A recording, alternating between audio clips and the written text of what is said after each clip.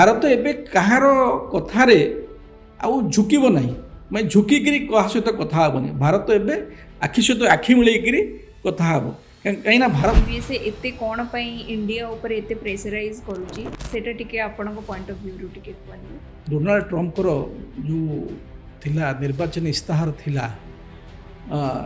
Make America great again ये जो इस्ताहार थिला से इस्ताहार बेसिस रे से चाहूँगी जे अमेरिका सहित तो स्टेटमेंट ट्रम्प करे बे रिसेंटली आसीथिला जोथरी से कहचंती कि भारतर इकोनॉमी डेड इकोनॉमी भारतर इकोनॉमी को आउ रशियार इकोनॉमी को से डेड इकोनॉमी बोलिकी से कहते कि प्रकृत में यूएसए एबे कहूची कि जो गुड़ाक ऑयल रिफाइनरी गुड़ाक अच्छी पाकिस्तान रे ताको यूज करबा पाकिस्तान को एते प्रायोरिटाइज दबा एटा समहाउ जणा अछि कि यूएसए को कि पाकिस्तान और इंडिया भीतर जो संबंध अच्छी एते खराब अच्छी से माने भी पाकिस्तान को यूज करूचंती इंडिया अगेंस्ट पाकिस्तान को तो डेफिनेटली अमेरिका यूज करूची किंतु पाकिस्तान को चाइना भी से फेवर करुच्ची पाकिस्तान को यूएसए भी से फेवर करुच्ची तो आपको लगुच इन फ्यूचर जाइकरी पाकिस्तान ही यूएसए और चाइना मझे फसिकी ट्रेड वार चाइना आउ अमेरिका भितर ही चली आउ एबे सेटा ट्रायंगुलर हवा को जाउची जे भारत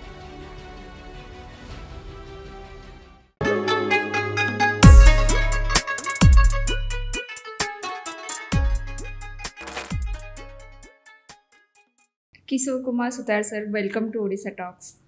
थैंक यू सर आमे बेसिकली आज कथा हबा हमर एबेर जियो पॉलिटिकली जहाँ भी प्रॉब्लम्स चली जहाँ भी सिनारियो अच्छी जमती कि एबेर रिसेंटली देखा गले यूएसए और इंडिया रो गोटे एमिति किछि गोटे हॉट टॉपिक चलची जोटा पूरा वर्ल्ड पई ही हॉट टॉपिक तो फर्स्ट ऑफ ऑल एटा कोन पई एमती होउची यूएसए एते कोन पई इंडिया ऊपर एते प्रेशराइज करूची सेटा टिके आपनको पॉइंट ऑफ व्यू रु टिके कोंदो देखंतु एबे हमें देखुचे सबुठु अधिक चर्चा रे आसुची लास्ट 1 वीक हबो जे अमेरिका इंडिया ऊपर जो 28% तारीफ इम्पोज करूची से विषय हमें देखुचे बहुत चर्चा चलची देखंतु एटा अमेरिका गोटे तांकर गोटे डोनाल्ड ट्रम्प को जो थिला निर्वाचन इस्ताहार थिला मेक अमेरिका ग्रेट अगेन ये जो इस्ताहार थिला से इस्ताहार बेसिस रे से चाहूँगी जे अमेरिका सहित जो जो कंट्री माने बिजनेस करूचंती बा एक्सपोर्ट इंपोर्ट चली तो सेमानक उपरे केवल भारत उपरे नुहे एमिति 110टा देश उपरे से तारीफ लगे आउ तारीफर जोटाक बेस रेट 10% आरंभ करी 50% पर्यंत तारीफ रेट अच्छी जमीती कि मन करंतु जदि कहवा सबुठु हाईएस्ट तारीफ लगी ब्राजिल उपरे जोटाक 50% तारीफ तो ये जो तारीफ माने कौन जदि अति साधारण भाषा कहबी एटा आपण बुझिपारे जे एटा रप्तानी शुल्क जमीती आमर सीमा शुल्क अच्छी गोटे राज्य आउ गोटे राज्य को जितेबाला आमर ट्रांसपोर्ट जाऊँगी गोटे जमी सीमा शुल्क थाए सेमती यहाँ हूँ गोटे प्रकार हूँ गोटे रप्तानी शुल्क शुल्क यहाँ तेणु से जो आमर मन करतु जो प्रोडक्ट विशेष करी भारत अमेरिका को जो प्रोडक्ट दौची एक्सपोर्ट करुच्ची विशेष करी हूँ कौन माने health products pharma products cancer cure products आमे ताकू माने माइन्स एंड मिनरल्स ताकू मध्य एक्सपोर्ट करुछु किंतु विशेष करी भारत ऊपर से जो निर्भर करुचंती सेटा होची हेल्थ केयर प्रोडक्ट्स ऊपर फार्मा प्रोडक्ट्स ऊपर टेक्सटाइल आईटी सर्विस आपण जानते भारत आईटी सर्विस बहुत पॉपुलर आ से भलिया हमर टेक्सटाइल मध्य भारत फैब्रिक ए सब तो विशेष करी भारतर जो जेनेरिक ड्रग्स अच्छी जो जेनेरिक मेडिसिन अच्छी सेटा अमेरिका रे बहुत सस्ता तेणु ये जो प्रोडक्ट माने धीरे धीरे आपण देखुचंती जे भारतर जिनस बहुत लोकप्रिय हो जाउची तेणु ट्रम्प को जो भय अच्छी जो तांकर जमती मु कहली तांकर निर्वाचन इस्ताहार थिला मेक अमेरिका ग्रेट अगेन किंतु अमेरिका ग्रेट ये तारीफ लगेकरी एमिति करा जाई परिबो नाही ये जो ट्रेड डील ଆମର ଭାରତ ଆମେରିକା ସହିତ ହେଉଛି କିମ୍ବା ଭାରତର ଅନ୍ୟ ଦେଶମାନଙ୍କ ସହିତ ହେଉଛି। ସେମିତି ପାକିସ୍ତାନ ଉପରେ ତାଙ୍କର ତାରିଫ ଅଛି 19%। ସେ ପାକିସ୍ତାନ ସହିତ ସେମାନେ ଗୋଟେ ଭଲ ବଣ୍ଡ ବନେଇବାକୁ ଚାହୁଁଥିଲେ, ହଁ। କିନ୍ତୁ ତା ଉପରେ ବି 19% ଲଗେଇବାରେ ତା ପଛରେ କ'ଣ reason? ତାର ମୁଖ୍ୟ କାରଣ ହେଉଛି ଯେ ସେ ପାକିସ୍ତାନକୁ ଫେଭର କରିବା ପାଇଁ ଚାହୁଁଛନ୍ତି। ଭାରତ ଯେହେତୁ ଗୋଟେ ଉଭରତା ହୁଆ ଗୋଟେ ମାନେ ବଡ଼ ୱାର୍ଲଡ ଇକୋନୋମି, ଯେମିତି 5th ଲାର୍ଜେଷ୍ଟ ଇକୋନୋମି ଥିଲା, ଏବେ 4th ଲାର୍ଜେଷ୍ଟ ଇକୋନୋମି ଭାରତ। ତ ବହୁତ ଜଲ୍ଦି 2030 ସୁଦ୍ଧା ଭାରତ ଜାପାନକୁ ମାନେ Overlap. ଠାରୁ ଆଗକୁ ଯାଇକରି ମାନେ 3rd ଲାର୍ଜେଷ୍ଟ ଇକୋନୋମି ହେବାକୁ ଯାଉଛି। ତେଣୁ ନିଶ୍ଚିତ ଭାବରେ ମାନେ ଟ୍ରମ୍ପଙ୍କର ଗୋଟେ ଆମେରିକାନ ମାନଙ୍କର ଗୋଟେ ଭୟ ଯେ ଭାରତ ଯେଉଁଭଳି ଭାବରେ ଦ୍ରୁତ ଅଭିବୃଦ୍ଧି ହେଉଛି, ଯେଉଁ GDP ଯେଉଁ ଆମର ଗ୍ରୋଥ ରେଟ୍ ଅଛି ଆମର ଭାରତର ହେଉଛି 6.4%। ଏଇଟା according to IMF international monetary fund, ଆଉ ଆମର ୱାର୍ଲଡ ବ୍ୟାଙ୍କର ଯେଉଁ ସେ ଯାହା ଇଣ୍ଡେକ୍ସ ଅଛି ସେଥିରେ ଆମେ 6.4% ହେଉଛି ଆମର ଗ୍ରୋଥ ରେଟ୍। କିନ୍ତୁ ଆମେରିକାର ଯେଉଁ ଗ୍ରୋଥ ରେଟ୍ ଅଛି ସେଇଟା ବହୁତ ଧିମା, ଦ୍ୟାଟ୍ ଇଜ୍ 1.9%। ତେଣୁ ଆମେ ଗୋଟେ ବିକାଶମୁଖୀ ରାଷ୍ଟ୍ର ହିସାବରେ ଯେଉଁ ସ୍ପିଡ଼ରେ ଆମେ ଗ୍ରୋ କରୁଛେ, ଆଉ ଆମର ଯେଉଁ 140 କୋଟି ଯେଉଁ ଜନତା ଅଛନ୍ତି, ଯେଉଁଠିକି 65% ଯୁବପିଢ଼ି ଅଛନ୍ତି, ସେମାନେ ଯେଉଁ କାମ କରୁଛନ୍ତି, ତ ଆମର ଗ୍ରୋଥ ରେଟ୍ ବହୁତ ଭଲ ଅଛି। ତ ଗୋଟେ ଷ୍ଟେଟମେଣ୍ଟ ଟ୍ରମ୍ପଙ୍କର ଏବେ ରିସେଣ୍ଟଲି ଆସିଥିଲା ଯେଉଁଥିରେ ସେ କହିଛନ୍ତି କି ଭାରତର ଇକୋନୋମି ଡେଡ୍ ଇକୋନୋମି। ସେ ଏବେ ଭାରତ ଆଉ ରଷିଆର ଯେଉଁ ଟ୍ରେଡ୍ ଡିଲ୍ ଅଛି ତାକୁ ସେମାନେ ଆକ୍ଚୁଆଲି ଏଇଟା ବହୁତ ଭଲ ମାନେ ଆମର ଯେଉଁ ବର୍ତ୍ତମାନ ସରକାର ଅଛନ୍ତି ତାକୁ ବହୁତ ଭଲ ଭାବରେ ହ୍ୟାଣ୍ଡେଲ୍ କରିଛନ୍ତି। ଏଥିରେ ଭାରତକୁ ଇରିଟେଟ୍ କରିବା ପାଇଁକି ଭାରତର ଇକୋନୋମିକୁ ଆଉ ରଷିଆର ଇକୋନୋମିକୁ ସେ ଡେଡ୍ ଇକୋନୋମି ବୋଲିକି ସେ କହିଛନ୍ତି। କିନ୍ତୁ ପ୍ରକୃତରେ ଯାହାର ଅଭିବୃଦ୍ଧି, ଯାହାର ଗ୍ରୋଥ ରେଟ୍ ରେସିଓ 6.4%, ଆଉ ଯିଏ ଡୋନାଲ୍ଡ ଟ୍ରମ୍ପ କହୁଛନ୍ତି ତାଙ୍କ କଣ୍ଟ୍ରିର ଗ୍ରୋଥ ରେଟ୍ ରେସିଓ ହେଉଛି 1.9%, ସେ ଜାଗାରେ ୱାର୍ଲଡ ବ୍ୟାଙ୍କ ଆଉ IMF କହୁଛି ଭାରତ କେତେ ଅଭିବୃଦ୍ଧି କରୁଛି, ସବୁଠୁ ଦ୍ରୁତତମ ଅଭିବୃଦ୍ଧି କରୁଥିବା ଦେଶ। ତ ସେଇଟା କେବେ ବି ଗୋଟେ ଡେଡ୍ ଇକୋନୋମି ନୁହେଁ। ଆକ୍ଚୁଆଲି କ'ଣ ହେଇଛି ନା ଆର ବ୍ୟାକଗ୍ରାଉଣ୍ଡରେ ଗୋଟେ ବହୁତ ବଡ଼ କଥା ଅଛି। ଡୋନାଲ୍ଡ ଟ୍ରମ୍ପ ଚାହୁଁଥିଲେ ଯେ ତାଙ୍କର ଯେଉଁ ଅଛି ଆପଣଙ୍କ ଯେମିତି F-16 ଅଛି, ସେମିତି F-35 ଯେଉଁ ଅଛି ଫାଇଟର ଜେଟ୍ ଭାରତ କିଣିବା ପାଇଁକି, କିନ୍ତୁ ଭାରତ ସେ F-35 ଯେଉଁ ଷ୍ଟିଲ୍ଥ ଫାଇଟର ଜେଟ୍ ଅଛି ସେଇଟା ଭାରତ କିଣିଲା ନାହିଁ। ସେଇ ଜାଗାରେ ସେ ଚାହୁଁଥିଲେ ଯେ ଆମେରିକାରୁ ଯେଉଁ କ୍ରୁଡ୍ ଅଏଲ୍ ଇମ୍ପୋର୍ଟ କରିବା ପାଇଁକି, କିନ୍ତୁ ଭାରତ ରଷିଆରୁ କ୍ରୁଡ୍ ଅଏଲ୍ ଇମ୍ପୋର୍ଟ କରୁଛି, ଇରାନରୁ କ୍ରୁଡ୍ ଅଏଲ୍ ଇମ୍ପୋର୍ଟ କରୁଛି, ତାକୁ ଇମ୍ପୋର୍ଟ କରିକିରି ତାକୁ ଆମଦାନୀ କରିକିରି ପୁଣି ତାକୁ ବିଶୋଧନ କରିକିରି ସେ ଆଫ୍ରିକା, ବ୍ରାଜିଲ ଆଉ ଅନ୍ୟାନ୍ୟ ଦେଶମାନଙ୍କୁ ଆମର ଦେଶ ଭାରତ ତାକୁ ଏକ୍ସପୋର୍ଟ କରୁଛି, ଯାହାଫଳରେ ଆମେ ଡବଲ ବେନିଫିଟ୍ ପାଉଛୁ। କେମିତି? ଆମେ ଯଦି ଆମେରିକାରୁ ଯଦି ଇମ୍ପୋର୍ଟ କରିଥାନ୍ତୁ ମାନେ ପେଟ୍ରୋଲିୟମ ଯଦି ଇମ୍ପୋର୍ଟ କରିଥାନ୍ତୁ ତାହେଲେ ତାଙ୍କୁ ସେ ଅଧିକ ପଇସା ଦେବାକୁ ପଡ଼ିଥାନ୍ତା, କିନ୍ତୁ ଆମେ ସେଇଟା ଆମେ ରଷିଆରୁ ଇମ୍ପୋର୍ଟ କରୁଛୁ କ୍ରୁଡ୍ ଅଏଲ୍, ତାକୁ ବିଶୋଧନ କରି ମାନେ ଭ୍ୟାଲ୍ୟୁ ଆଡିସନ୍ କରିକିରି ତାକୁ ଆମେ ଅନ୍ୟ ଦେଶକୁ ଆଫ୍ରିକା, ବ୍ରାଜିଲ ଏସବୁ ଦେଶ ଏସିଆନ୍ କଣ୍ଟ୍ରି ମାନଙ୍କୁ ଆମେ ଏକ୍ସପୋର୍ଟ କରୁଛୁ। ତେଣୁ ଆମେ ଏକ ତ ଶସ୍ତାରେ ଜିନିଷ ପାଇଲୁ, ଏଠି ପ୍ରଫିଟ୍ରେ ରହିଲୁ, ପୁଣି ତାକୁ ଭ୍ୟାଲ୍ୟୁ ଆଡିସନ୍ କରିକିରି ବିଶୋଧନ କରିକିରି ଆମେ ଅନ୍ୟ ଦେଶମାନଙ୍କୁ ଦଉଛେ। ତେଣୁ ଆମେ ଡବଲ ବେନିଫିଟ୍ ପାଉଛେ। ତାପରେ ଆମେରିକା ମାନେ ବିଶେଷ କରିକି ଯେଉଁ ଡୋନାଲ୍ଡ ଟ୍ରମ୍ପଙ୍କର ଯେଉଁ ରିଆକ୍ସନ୍ ଅଛି ଯେ ରଷିଆ ସହିତ ଆମର ଯେଉଁ ଡିଫେନ୍ସ ଡିଲ୍ ଅଛି, ଡିଫେନ୍ସ ଡିଲ୍ଟା ହେଉଛି କ'ଣ, ରଷିଆର ଯେଉଁ SU-57 ଯେଉଁ ତାଙ୍କର ଷ୍ଟିଲ୍ଥ ଏୟାରକ୍ରାଫ୍ଟ ଅଛି, ତ ସେଇଟା ସେ ଆମର ଯେଉଁ ମାନେ ତାଙ୍କ ସହିତ ଏଗ୍ରିମେଣ୍ଟ ଡିଫେନ୍ସ ଏଗ୍ରିମେଣ୍ଟ ହେଇଛି, ଭାରତ ସେଇଟା କିଣୁଛି, ଆଉ ଭାରତରେ ସେଇଟା ମ୍ୟାନୁଫ୍ୟାକ୍ଚରିଂ ହେବ, ଭାରତରେ ମେଣ୍ଟେନାନ୍ସ ହେବ, ଭାରତ ସହିତ ରଷିଆ ଟେକ୍ନୋଲୋଜି ଟ୍ରାନ୍ସଫର କରିବ। ଆଗରୁ କ'ଣ ହେଉଥିଲା ଯେ ଆମେରିକା F-16 ଯେଉଁ ଦେଶମାନଙ୍କୁ ଦେଉଥିଲା ତାଙ୍କ ସହିତ ସର୍ତ୍ତ ରଖୁଥିଲା ଯେ ଟେକ୍ନୋଲୋଜି ଟ୍ରାନ୍ସଫର କରିପାରିବନି। ଆମର ଏଠି କ'ଣ ଟେକ୍ନୋଲୋଜି ଟ୍ରାନ୍ସଫର ହେଲେ ଆମେ ନିଜେ ମ୍ୟାନୁଫ୍ୟାକ୍ଚରିଂ କରିପାରିବା, ରଷିଆ ସେଥିରେ ଏଗ୍ରି ଅଛି, ଆଉ ଆମେ ମାନେ SU-57 ମ୍ୟାନୁଫ୍ୟାକ୍ଚରିଂ କରିକିରି ଆମେ ଅନ୍ୟ ଦେଶମାନଙ୍କୁ ଆମେ ଏକ୍ସପୋର୍ଟ କରିପାରିବା। ତେଣୁ ବର୍ତ୍ତମାନ ସରକାର ଏଥିରେ ବହୁତ ଭଲ ଭାବରେ ଏଇ ଯେଉଁ ଷ୍ଟ୍ରାଟେଜି माने आपण देखिए foreign affairs we are really very good तेणु सी तारीफ केवल भारत उपर नुहे अन्य देश मान तारीफ लगे एक सत से आमर विशेष करी एग्रीकल्चर सेक्टर आईटी से प्रभावित हम से अराउंड $1000 बिलियन लॉस हम जो आम 6.4% जो ग्रोथ रेट देखुचे से माने 0.1% जहाँ कह इकोनोमिस्ट मैंने कहते से मांदा देखा जेहेतु आम प्रोडक्टर जो रेट अच्छी से रेट सेटा कौन हम अधिक रेट बढ़ी जेहेतु से 28%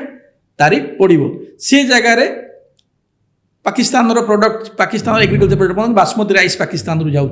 प्रोडक्ट सस्ता हो वियतनाम रो एग्रीकल्चर प्रोडक्ट हो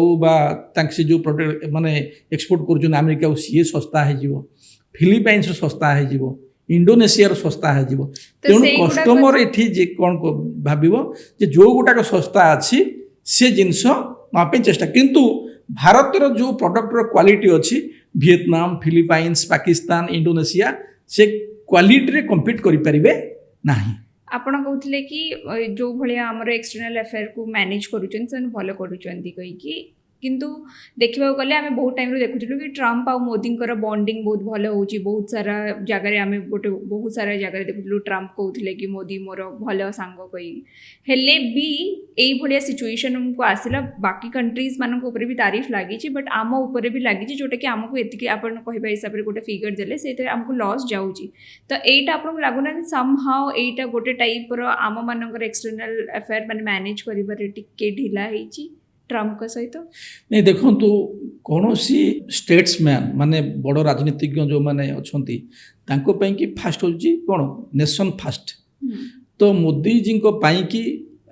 माने हूँ देश माने राष्ट्र सर्वोपरि नेशन फास्ट जमी आमे आम देश काम करुचे सेमती ट्रम्प तांकर जो स्ट्रेटेजी अच्छी स्ट्रेटेजी से काम करुँच हुए तो ये जो स्ट्रेटेजी से नहीं भारत ताकू बहुत आग्रेसिवली रिटालिएट से कथा को करुच्ची से कि आमर जो फार्मा प्रोडक्ट कहली जो हेल्थ केयर प्रोडक्ट आउ जो आईटी सर्विसेज से सबू एबे आम अमेरिका उपर निर्भर न करी आम अन्य विकल्प आम एबे खोजी सारीछे तेणु कौन ना आम रशिया को एबे एक्सपोर्ट करुचे एबे आम ब्राजिल को एक्सपोर्ट करुचे आफ्रिका को एक्सपोर्ट करुचे तेणु भारत माने मोदी जी ट्रम्प को भल बंधु हो पारती से कथा से कहते किंतु से कहिबार जो चालाकी अच्छी जे मोदी इज माने personally I am very good with mister Modi से चालाकी थाई पारे किंतु देश होची सब बड़े फास्ट नेशन ऑलवेज फास्ट तो एबे भारत जो आमे जो उभरता हुआ आमे देखुचे माने माने दुनिया रे तो भारत एबे कहार कथारे आउ झुकिब नहीं मैं झुकिकी क्या सहित कथा हेनी भारत एवं आखि सहित आखि मिलैकि कथा हम कहीं भारत 1991 मसीहार इकोनोमी ना जोटी माने गोल्ड बंधा पकई सुना बंधा पकईकि भारत एक्सपोर्ट करता काले एक्सपोर्ट लेभेज दे पार न दे पार तेणु एवं सिचुएशन अलग आसी भारत जमी आम कहे भारत अभी झुकेगा नहीं तो आखि को आखि मिलैकि भारत कथा हम आ भारत कहीं भारत पाखे एबे बहुत गुड़े विकल्प रही जमी मुझे कहली रशिया रही ब्राजिल रही सेमती बहुत गुड़े देश रही तेणु ट्रम्प आउ मोदी संपर्क व्यक्तिगत हो पारे कि देश कथा आसिले देश आमपाई कि देश हित आमपाई कि हूँ फास्ट प्रायोरिटी एटा गोटे स्ट्राटेजी ट्रम्प कर कि रशिया और इंडिया को डिस्टेंस करने हाँ श्योर माने अमेरिका चाहूँगी जे विशेष करके सहित जो डिफेन्स डील आउ जो पेट्रोलियम डील जो अच्छी रशिया सहित आगू को न बढ़ू किंतु आमे अमेरिकार जो चालाकीटा को भारत भल भाव में बुझी सारी तेणु अमेरिका को एकमात्र ऑप्शन एकमात्र विकल्प बोली भाविबा आम पाई कि सब बेले भूल हो से आमको बहुत गुड़े विकल्प बहुत गुड़े सब्स्टिट्यूट करा पड़ो जहाँफल कौन हम ना आमको आउ जो ब्लैकमेल जो तारीफ रो ब्लैकमेल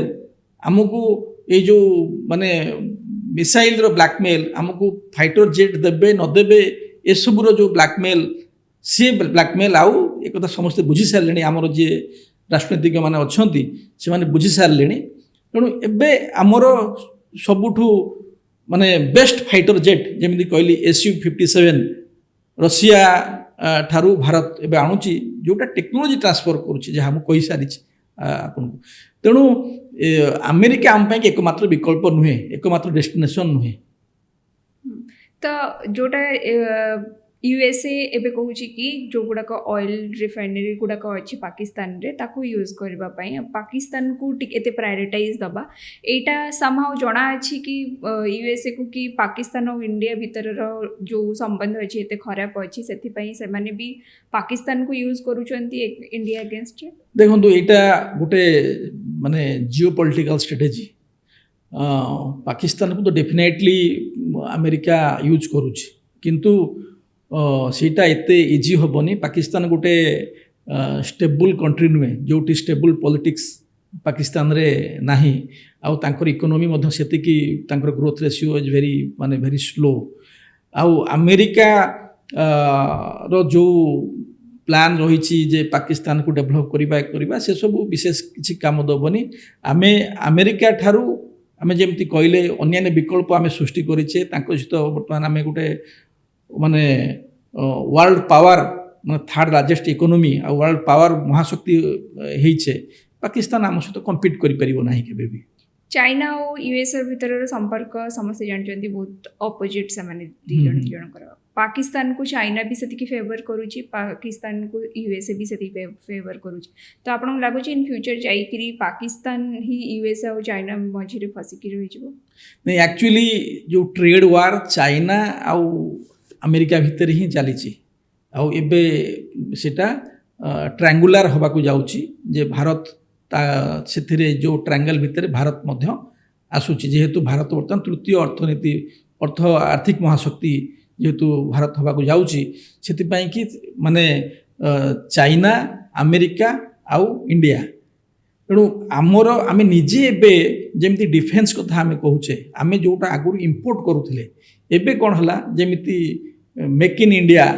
आमर जो कार्यक्रम हो स्टार्टअप इंडिया कार्यक्रम हो से आम निजे मैन्युफैक्चरिंग की बहुत इंपोर्टेंस दिया हलानी आगुरु आमे अधिकांश जिनिस बाहर इंपोर्ट करूथिले एबे आमे निजे मैन्युफैक्चरिंग करूचे जेहेतु निजे मैन्युफैक्चरिंग करूचे धीरे धीरे आमर डिफेन्स वर्तमान पाखापाखि माने 80% डिफेन्स प्रोडक्ट आमर वर्तमान भारत रे तैयारी हेलानी आ भारत मध्य वर्तमान डिफेन्स प्रोडक्ट मध्य अन्य कंट्री मानक जमी वियतनाम फिलिपाइन्स को इंडोनेशिया को वर्तमान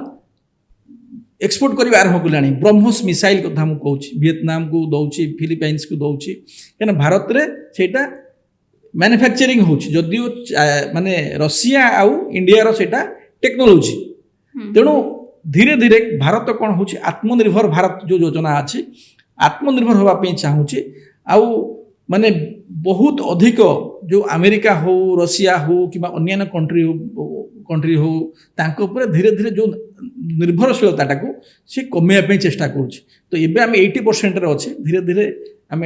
90% 99% होगा तेणु यही जो पाकिस्तान भाया देश से मैन्युफैक्चरिंग करें कौन सी देश बाहर इंपोर्ट करी माने चाइना रो हो अमेरिका रो हो प्रत्येक जिनस को इंपोर्ट करी से बड़ हो पार ना तेणु जी निजे तैयारी कर निजे ओन मैन्युफैक्चरिंग सी निश्चित धीरे धीरे सी बड़ हो जहाँ भारत करिकी देखी जहाँ आम उपलब्धि करुचे तेणु पाकिस्तान जे कहते माने बाहर जो माने इंपोर्टेड नॉलेज से नॉलेज रे किसी काम दबनी किछि एबेर सिनारियो रे चाइना और इंडिया भीतर संपर्क केमती देखंतु आमे एटा गोटे जेमती कहिछे आमे जे ट्रेड डील कथा आमे कथा होछे कि डिफेन्स डील कथा होछे डेफिनेटली जेते बेले हमर पड़ोसी भीतर आमे देखुचे यदि जणे बहुत डेवलप करूची अन्य माने धीरे धीरे जिलोसी फील करते तो जेमती गोटे गाँ भितर गोटे पड़ोसी भितर हुए सेमती वर्ल्ड रे मध्य से भाया तेणु भारत जेहेतु तार पड़ोसी चाइनार तेणु भारत जो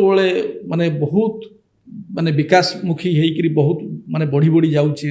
ମାନେ ଦ୍ରୁତ ଅଭିବୃଦ୍ଧି ଭାରତରେ ହେଉଛି। ତେଣୁ ନିଶ୍ଚିନ୍ତ ଭାବରେ ଚାଇନା ମଧ୍ୟ ଚାହୁଁଥିଲା ଯେ ତାର ଯେଉଁ ମ୍ୟାନୁଫ୍ୟାକ୍ଚରିଂ ହବ୍ ଯେଉଁ ଚାଇନାରେ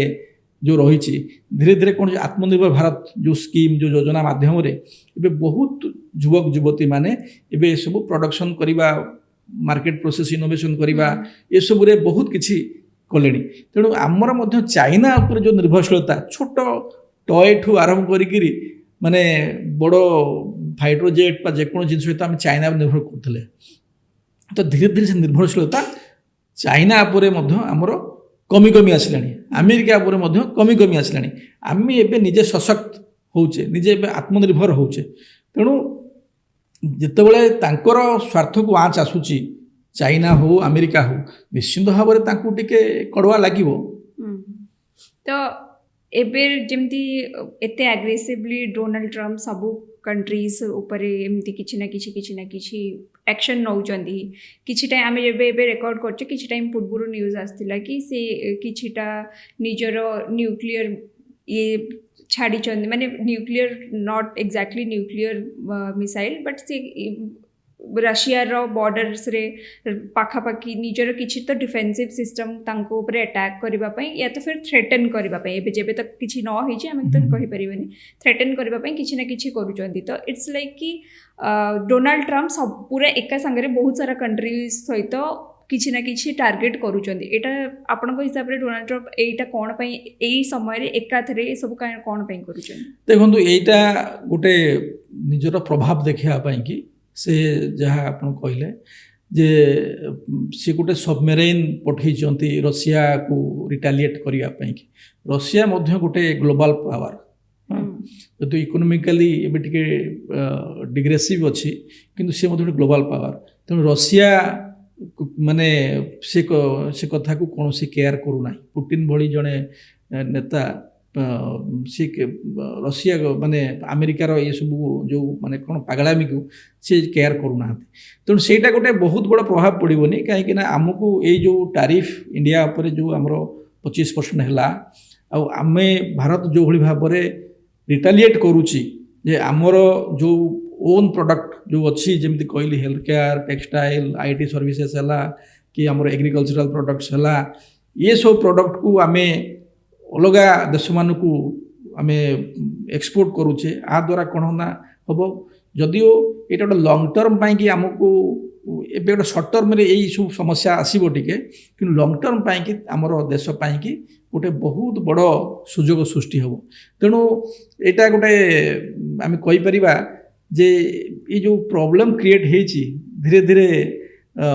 ये जो कौन से कहते से गोटे आम बहुत भल सुजोग आम सृष्टि कर गोटे सुजोग सृष्टि होम माने इंडिया हाँ आमर देश कि गोटे बहुत बड़ सुजोग सृष्टि होची आम गोटे विकल्प आम सृष्टि कर पाइले। केवल गोटे देश माने अमेरिका उपरे आम बहुत निर्भर करवा आम कि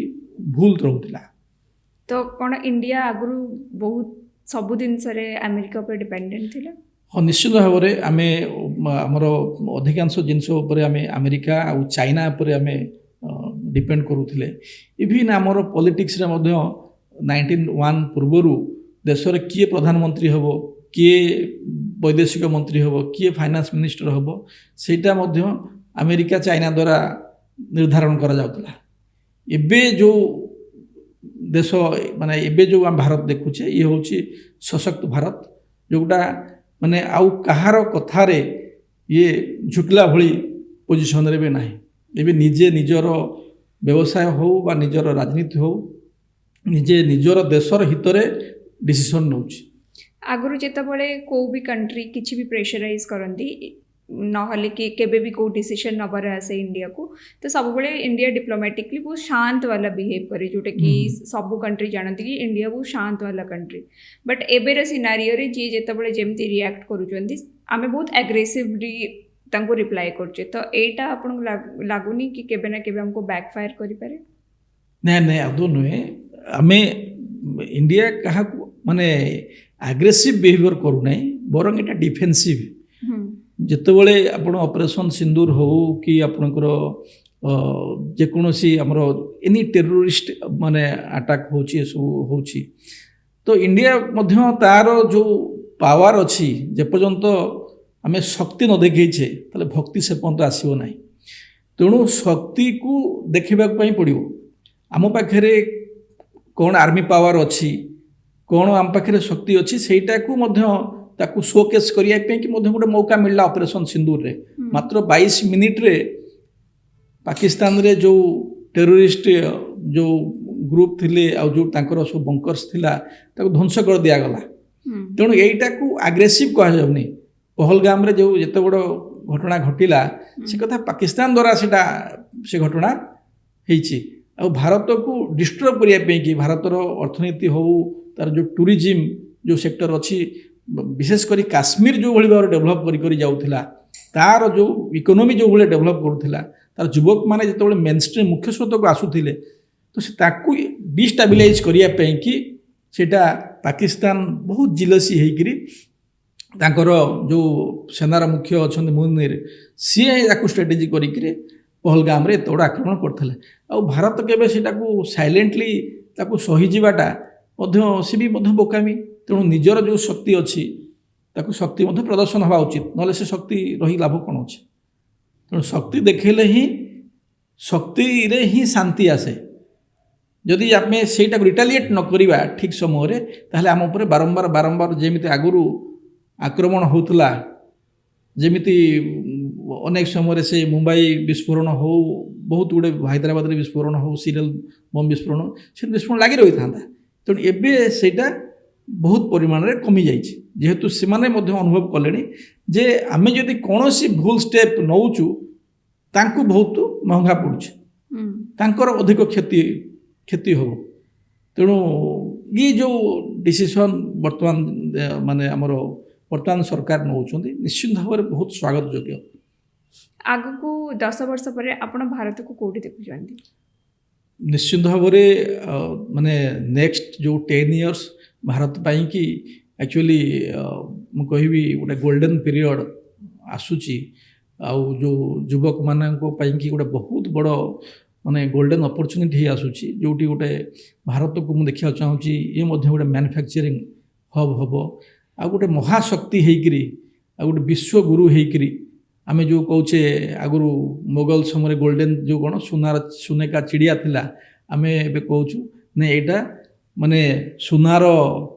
ସିଂହ ହେଇକିରି ଭାରତ ଗୋଟେ ମହାଶକ୍ତି ହେଇକିରି, ଭାରତ ମାନେ ଉଭରତା ହୁଆ ଶକ୍ତି ହେଇକିରି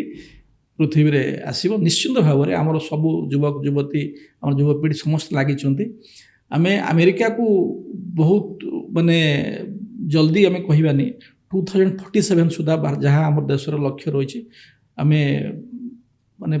ଆମେ ସବୁଠୁ ସର୍ବୋତ୍ତମ ମାନେ ସବୁଠୁ ବଡ଼ ଅର୍ଥଶକ୍ତି ଆମେ ହେଇପାରିବା ବୋଲିକି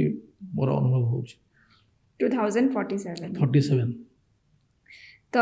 ଯେତିକି ଲୋକମାନଙ୍କ ମନରେ ଏଇ ଯେଉଁ କଣ୍ଟିନ୍ୟୁଅସଲି ୟୁଏସ୍ଏ କ'ଣ ପାଇଁ ଆମ ଉପରେ ତାରିଫ ଲଗେଇଲା, କ'ଣ ପାଇଁ ଏସବୁ ଜିନିଷ ହେଉଛି, ଯେଉଁମାନେ ବୁଝିପାରୁନଥିବେ ଆପଣଙ୍କର ଏତେ ଇଜି ଲେମ୍ୟାନ୍ ଲାଙ୍ଗୁଏଜରେ ଯେମିତି ଆପଣ ବୁଝେଇଲେ ଆମର ଅଡ଼ିଏନ୍ସମାନଙ୍କୁ ବି ସେ ଇନଫର୍ମେସନ୍ ଯାଇଥିବ। Thank you sir, thank you for coming to Odisha talks, and thank you for sharing all this. ଧନ୍ୟବାଦ ସାର୍। Thank you.